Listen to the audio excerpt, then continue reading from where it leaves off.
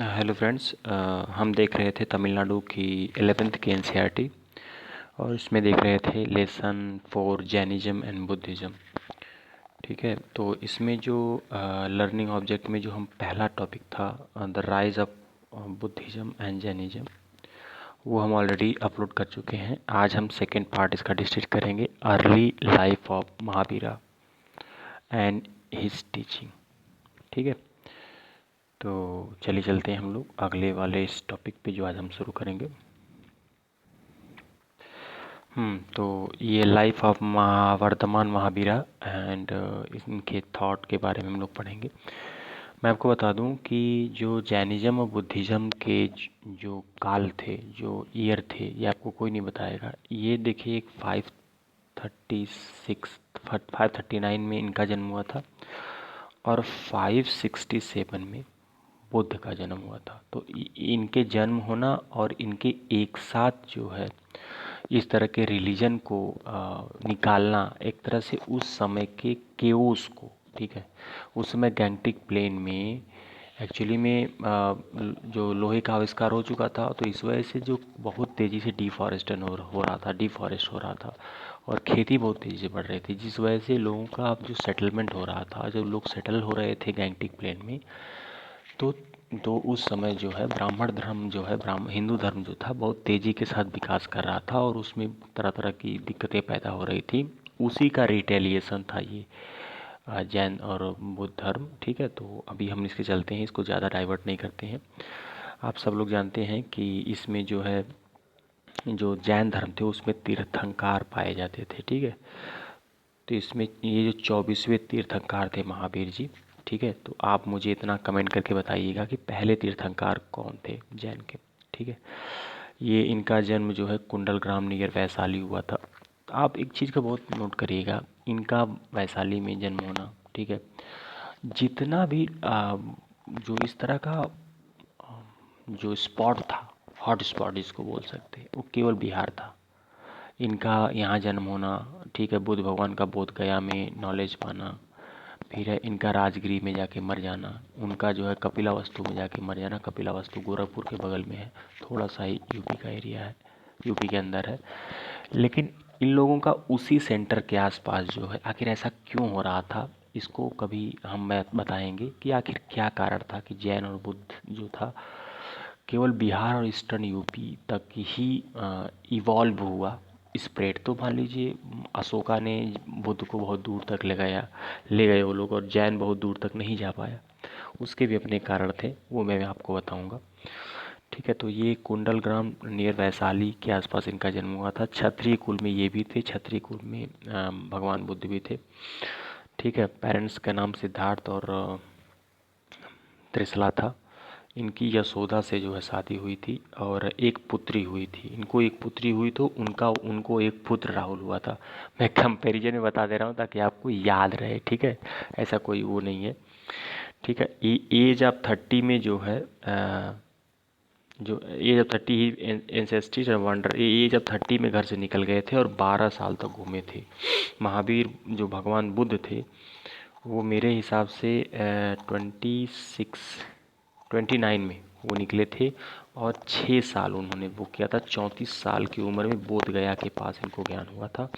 ये 30 साल की उम्र में निकले थे, 12 साल घूमे थे और वहीं आपको लगभग 42 साल में इनको ज्ञान हुआ था।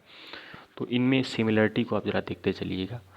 ठीक है, ये आपको याद करने में बहुत अच्छा लगेगा। ठीक है, ये जो अटेन किया इन्होंने नॉलेज, उसको कहा था केवला घाना। ठीक है, जब इन्होंने स्पिरिचुअल नॉलेज को अटेन कर लिया तो उसको कहा गया केवला घाना, और इसलिए उनको महावीर और जीना कहा जाने लगा। याद रखिएगा, महावीर या महावीरा या जीना। जब ये स्पिरिचुअल नॉलेज को गेन कर लिए तो इसको महावीरा या जीना कहा जाने लगा, और इसी जीना के वजह से लोग, इनके फॉलोअर इनको जैन कहने लगे। ठीक है, इन्होंने 30 साल तक अपने डॉक्टरिन को प्रीच किया और इसके बाद जो है राजगृह में इनकी मृत्यु हो गई 72 साल की उम्र में। और उनकी जो बौद्ध भगवान की जो डेथ थी वो 80 साल की उम्र में कपिला वहाँ हुई थी, सॉरी, कुशीनगर में। ठीक है, ये इनकी 72 में राजगृह में हुई थी। तो इनकी पैदाइश आप देख लीजिए, इनकी पैदाइश हुई थी वैशाली में और डेथ हुई थी राजगीर में। ठीक है, तो ये टोटली जो है बिहार के आसपास इनका ओरिएंटेशन था। इसको कभी आप लोग अगर ऑप्शनल, अगर हिस्ट्री ऑप्शनल वाले होंगे, एंसेंट वाले, तो इसके कॉज को इम्पार्शियली देखिए, पार्शियली किसी चीज़ को ढूंढना और इम्पार्शियली किसी चीज़ को ढूंढने में फ़र्क होता है।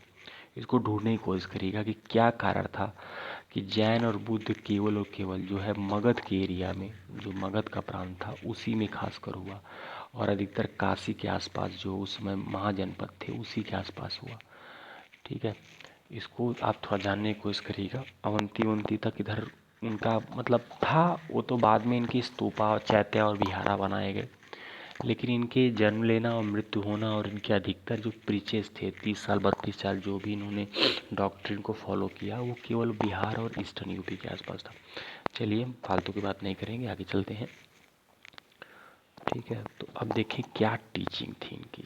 अब तो ये हम देख लिए ओवरऑल धीरे धीरे उनका व्यू कि उनका जन्म क्या हुआ था, क्या हुआ था। ठीक है, देखिए इनके तीन तीन प्रिंसिपल थे। ठीक है, याद रखिएगा, जैन के 3 प्रिंसिपल थे और बौद्ध के 4 फोल्ड प्रिंसिपल थे। तो कभी अगर ऐसा पूछे तो आप उसमें घबराइएगा मत। इन्होंने 3 प्रिंसिपल दिया था उसको त्रिरत्नास। ठीक है, इसको त्रिरत्ना कहा जाता था। 3 जेम्स, जेम्स मीन्स होता है वही सोना, 3 रत्न। पहला राइट फेथ, फेथ जो है सही रखो। ठीक है, राइट नॉलेज, नॉलेज सही हो, और राइट कंडक्ट, और सही का आप कंडक्ट करिए, मतलब अच्छे से आप अपना कंडक्ट करिए। राइट फेथ का मतलब इन्होंने बताया है कि believe in teaching and wisdom. ठीक है, टीचिंग और विजडम में जो है आप विश्वास करिए। राइट नॉलेज का मतलब होता है एक्सेप्टेंस ऑफ थ्योरी, थ्योरी को एक्सेप्ट करिए। देयर इज नो गॉड, याद रखिएगा इन्होंने कहा था कि गॉड नहीं होता। राइट नॉलेज में थ्योरी को एक्सेप्ट करिए और गॉड नहीं होता है, जैन ने कहा था। बुद्ध ने कहा था कि गॉड होता है या नहीं होता है इस पे हम कोई कमेंट ही नहीं करेंगे। उन्होंने गॉड पे कोई कमेंट ही नहीं किया था, उन्होंने कास्टिज्म पे कोई कमेंट नहीं किया था। ठीक है, इस चीज़ को उन्होंने बाईपास कर दिया था। ठीक है, और word is existing without a creator, इन्होंने कह दिया कि इस दुनिया जो है चल रही हो विदाउट जो है क्रिएटर के चल रही है, इसका कोई निर्माता नहीं है, ये ऐसे ही निर्माण हो गया और ऐसे ही हम लोग जी रहे हैं। ठीक है, तो इसलिए जो भी आप टीचिंग करेंगे वो थ्योरी के साथ करेंगे। गॉड वॉड है नहीं यहाँ पे धरती पे, और हम लोग बिना क्रिएटर के जी रहे हैं। ठीक है, और इन्होंने एक बहुत बड़ी बात कह दी जिससे जैन धर्म एक सीमित एरिया में रह गया। ठीक है, कि all object possesses a soul, उन्होंने कह दिया कि दुनिया में जो भी चीज़ है, जो चाहे सब्जेक्ट हो या चाहे ऑब्जेक्ट। सब्जेक्ट मतलब जो जिंदा लोग हैं, ऑब्जेक्ट मतलब जो पत्थर पहाड़ ये है, इन दोनों में आत्माएं होती हैं, सोल होती है। यही कारण है कि जैन लोग खेती नहीं करते हैं, बहुत कम खाना खाते हैं और स्टारवेशन कर कर के ही अपनी लाइफ को पास करते हैं। ठीक है, तो इन्होंने कहा कि राइट कंडक्ट, अब क्या है तीसरा वाला, उन्होंने कहा कि राइट कंडक्ट क्या होता है। उन्होंने कहा right conduct refer to 5 great vow, किसी को राइट कंडक्ट क्या होता है, मतलब सही तरह से जीवन जीना क्या होता है कि नॉट टू इंज्यूर लाइफ, किसी की लाइफ को थ्रेट मत करिए, झूठ मत बोलिए, किसी की चोरी मत करिए, कोई संपत्ति एक्वायर मत करिए, और इमोरल एक्टिविटी मत करिए लाइफ में। ये 5 इनके जो ग्रेट शपथ थे जिसको कह सकते हो आप, उन्होंने कहा था कि इन शपथों से ही आप राइट कंडक्ट को फॉलो कर सकते हैं। ठीक है, और बोथ द क्लर्जी लेमन है स्ट्रिक्टली फॉलो, उन्होंने कहा था कि अहिंसा को करिए फॉलो। ठीक है, अहिंसा मतलब हिंसा मत करिए आप लोग। ठीक है, तो तो डॉक्ट्रिन ऑफ जो है अहिंसा को इन्होंने फॉलो करने की कोशिश किया। देखिए इनका एक मतलब यही मैं बात बता रहा हूँ ना कि महावीरा ने कहा कि ऑल ऑब्जेक्ट बोथ एनिमेटेड और अनएनिमेटेड, मैंने कहा था ना जो सब्जेक्ट हो या ऑब्जेक्ट हो, मतलब जिसको भगवान ने बनाया हो, मतलब ये तो भगवान को मानते भी नहीं, और जिसको नहीं बनाया है, हैव ए सोल, सब में जो है सोल होती है, वेरियस डिग्री, अलग अलग डिग्री की होती है, और उन सब में कॉन्शियस होता है। यही कारण है कि आप कभी देखेंगे तो जैन लोग खेती करने को ही मना करते हैं, क्योंकि उनका ये कहना है कि जो ऑब्जेक्ट है, जो अनएनिमेटेड जो सॉयल है, ठीक है, उसमें भी तरह तरह के कॉन्सेप्ट्स और तरह तरह के जो है क्या कहते हैं, सोल होती हैं, जिनको दर्द होता है। मतलब आप प्लफ चलाएंगे यदि और जो खेती करेंगे तो उससे उनको दर्द होता है। दे पोजेसेस लाइफ फील पेन, मना करा कि वो भी जो है पेन महसूस करते हैं व्हेन दे इंजर्ड। जब जो देखिए एनिमेटेड की तो बात मत करिए, क्योंकि एनिमेटेड में तो सब लोग जानते हैं कि जो एनिमेटेड सॉरी अनएनिमेटेड है तो जो सब लोग जानते हैं कि उसमें जो है जी होता है। एनिमेटेड जिसको हम लोगों ने बनाया है उसको भी इन्होंने कहा कि वो भी इंजर्ड होते हैं। Mahavira reject the authority of Vedas, ठीक है। और लेकिन बौद्ध याद रखिएगा, बौद्ध ने कभी भी डायरेक्ट जो है कटाक्ष नहीं किया वेदों पे और इस तरह का। उन्होंने कहा कि ये ठीक नहीं है, लेकिन इन्होंने डायरेक्ट जो है एक्चुअली में एक यही कारण है कि इंडिया में जो है जैन उतना पॉपुलर नहीं हुआ, क्योंकि इन्होंने डायरेक्टली जो है भगवान नहीं होते हैं, सोल सब में होती है, और वेदा को डायरेक्ट में ऑब्जेक्ट करना ये एक्चुअली ब्राह्मण धर्म के विरुद्ध था, जो यहाँ के बाद में डाइल्यूट हुआ जैन और एक्सेप्ट नहीं किया लोगों ने, ठीक है। ऑब्जेक्ट टू वैदिक रिचुअल, उन्होंने वैदिक रिचुअल का टोटली जो है विरोध किया, ठीक है।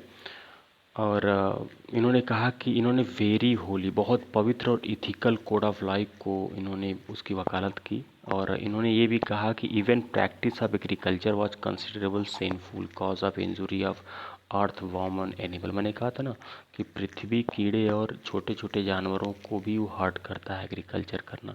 Similarly doctor of asceticism and renunciation was also called extreme length of practice. मैंने कहा था ना कि ये लोग डॉक्ट्रिन ऑफ एसेटिज्म मतलब भूखे रहना, मतलब खाना नहीं खाओ, कपड़ा नहीं पहनो। कपड़ा भी तो किसी चीज़ से मान लीजिए कपास से बनता है, तो कपास को भी दर्द होता है, तो न्यूड अंगे रहो। और इस तरह के बहुत सी चीज़ों से अपने आप को सेल्फ टॉर्चर अपने आप को करते थे वो लोग, ठीक है। तो आइए हम लोग देखते हैं स्प्रेड कहाँ कहाँ हुआ जैन। देखिए जैन जहाँ जहाँ भी स्प्रेड हुआ उसके सबसे बड़े मानने वालों को पहले देख लीजिए। चंद्रगुप्त मौर्य, ठीक है। खारवेल, कलिंगा के खारवेल, ठीक है। इसके बाद चालुक्य और राष्ट्रकूटा, ठीक है। ये रॉयल डायनेस्टी ऑफ साउथ, ये आप याद रखिएगा, लेकिन खासकर चंद्रगुप्त को याद रखिएगा, क्योंकि जिस तरह अशोका उसको फैलाया, उस तरह चंद्रगुप्त ने जो है इसको फैलाया, ठीक है। तो याद रखिएगा चंद्रगुप्त मौर्य जो था, एक चीज़ आप बहुत जानिएगा कि यहाँ पे पीढ़ी 1 है चंद्रगुप्त मौर्य, और इसी वंश की तीसरी पीढ़ी है अशोका, ठीक है। इसका मतलब जैन और बुद्ध में बहुत ज़्यादा फर्क हुआ होगा, तो 100-150 साल का फर्क था। एक राजा परदादा जो है जैन को पॉलिफरेट करता है, और पौत्र जो है उसको बौद्ध को पॉलिफरेट करता है, ठीक है। तो उन्होंने भी संघ बनाया था, ठीक है। ही एडमिट, इन्होंने मैन वुमेन दोनों को संघ में आने की अनुमति दी थी। बौद्ध ने मैन को दी थी, बाद में वुमेन को, फर्स्ट वुमेन जो आई थी उनकी मौसी थी, जो उनका नाम मुझे अभी याद नहीं आ पा रहा है, गौतमी, ठीक है। उनको उन्होंने आनंद जो उनके डिसिप्लिन थे, जो छात्र उनको शिष्य थे, उनके कहने पे उन्होंने बिहारा में जो है औरतों का अंदर आने दिया। उसे आना प्रतिबंधित था, उनको डर था कि ऐसा करने से जो है वहाँ पे गंदगी फैल जाएगी, प्रॉब्लम हो जाएगी। Which consist both monk and follower, ठीक है। फॉलोवर मोंक में दोनों मैन और वुमेन थे। Rapid spread of Jainism due to dedicated work of number of Sangh, ठीक है। बहुत तेज़ी से फैला। ये स्प्रेड कहाँ कहाँ हुआ? वेस्टर्न इंडिया और कर्नाटका में ज़्यादा हुआ। वेस्टर्न इंडिया जिसको मैं आज भी बताता हूँ, गुजरात का एरिया, जहाँ मैंने कहा था ना कि cause of rise of Buddhism और जैनिज्म। जैन तो इसलिए बना क्योंकि वैश्यों के पास पैसा हो गया और वो ब्राह्मण के बनाए इस कास्ट सिस्टम से ऊब गए थे। उनको भी एक अच्छा स्टेटस चाहिए था, इसलिए उन्होंने एक नए धर्म को फॉलो किया। इसलिए वेस्टर्न इंडिया, जिसको गुजरात का एरिया कह सकते हो आप, ठीक है। आज मुंबई में चले जाइए, या अनडिवाइडेड जो मुंबई प्रांत था जो अंग्रेजों के समय था, वो सब जैनों का इलाका था, ठीक है। और कर्नाटका हो गया। कौन कौन ने फॉलो किया मैंने बताया था, चंद्रगुप्त ने, Kharavela of Kalinga, Chalukya and south के राष्ट्रकूटा ने इनको पैटर्नेज किया। ठीक है। देखिए, मैं कहा था ना कि 4th सेंचुरी बीसी के आसपास जो है गंगा वैली में, मैंने कहा था ना कि आखिर गंगा वैली में ही इस धर्म का क्यों इजाद है। उसका कारण था कि लोहे का आविष्कार हो जाने के बाद हुआ यूँ कि जो लोहे का आविष्कार हुआ उस वजह से ये वाला प्रांत, ये वाला एरिया था, ये यूपी और ये वाला बिहार, यहाँ पे जो जंगल थे उसको डिफॉरेस्टेशन कर कर के लोगों ने एक्चुअली में यहाँ पे बसना शुरू कर दिया। तो जब यहाँ बसना शुरू किया तो यहाँ पे ब्राह्मण धर्म बहुत तेज़ी से उभरा तो इसमें कुछ कमियाँ हुई तो यहीं के लोग यहाँ से इस धर्म से उब गए, ब्राह्मण धर्म से। इन्होंने जैन और बौद्ध का जो है वो किया। लेकिन जब 4th सेंचुरी बीसी में बहुत बड़ा वो हुआ, मतलब फेमिन आया, मतलब एक कह सकते हैं उसको, इसकी हिंदी अभी नहीं आ रही मुझे, सूखा पड़ा, तो कुछ लोग साउथ में चले गए, ठीक, और वहीं से यहाँ का बंटवारा हो गया। मेनी जैन मेंग Bhadrabahu and Chandragupta Maurya came to Shravanabela Karnataka, ठीक है। बहुत से लोग जो है, भद्रबाहु जो था और चंद्रगुप्त दोनों जो है कर्नाटक की तरफ चले आए, ठीक। तो उसमें साउथ मौत हुआ था, ठीक है। एक्चुअली में हुआ क्या था कि इन लोगों में बात थी कि हम लोग कपड़े नहीं पहनेंगे, न्यूड रहेंगे, ठीक है, इस तरह का बात थी। तो भद्रबाहु और चंद्रगुप्त मेनी श्रवणबेला आ गए और कुछ लोग those who stay back in North India were led by monk, ठीक है। कुछ लोग जो थे स्थूल बाहु जो थे, ठीक है, स्थूल बाहु जो थे वो जो है नॉर्थ इंडिया ही रह गए। ये लोग कुछ लोग चले गए और कुछ लोग नॉर्थ इंडिया में ही रह गए। तो स्थूल बाहु ने कुछ कंडक्ट को चेंज कर दिया, ठीक है। और कंडक्ट का चेंज क्या किया, ये हो गए दिगंबरा और भद्रबाहु हो गए श्वेतांबरा, ठीक है। जो सफ़ेद रंग के जो है कपड़ों को धारण करने लगे वो हो गए श्वेतांबरा, तो हुए हुए भद्रबाहु। और जो जो स्थूल बाहु थे जिन्होंने मंकों के लिए कुछ कोड ऑफ कंडक्ट चेंज कर दिया, वो थे स्थूलबाहु, ठीक है। तो ये जो भद्रबाहु और ये लोग थे जो श्रवणबेला की तरफ आ गए थे। तो कभी कभी ऑप्शन पूछता है कि श्रवणबेला कर्नाटक किससे संबंधित है, तो जैनिज्म से संबंधित है, उसको आप लोग सही रखिएगा। अब आइए हम लोग काउंसिल के बारे में पढ़ लेते हैं और इसके लिटरेचर के बारे में। इसका सिंपल सा काउंसिलिंग, 2 ही काउंसिल हुई थी इसकी। पहली काउंसिल हुई थी आपकी पाटलिपुत्र में, पटना में, ठीक है। इसको स्थूलबाहु, वहीं जो है आपका दिगंबरा वाला, बिना कपड़े वाला, नेकेट वाला, उसने ऑर्गेनाइज करवाया था। और ये 3rd सेंचुरी में हुई थी, ठीक है। याद रखिएगा ये 3rd सेंचुरी में हो रही है। और उसकी जो 473 में हुई थी फर्स्ट बौद्ध काउंसिल, फिर 373 में हुई थी सेकेंड बौद्ध काउंसिल। तो इनके बौद्ध काउंसिल, उसके बौद्ध काउंसिल, दोनों में उस समय प्रतिस्पर्धा चल रही थी, ठीक है। The first and the second बौद्ध काउंसिल को आप देख लीजिए, ये बल्भी में हुई थी 5th सेंचुरी एडी में।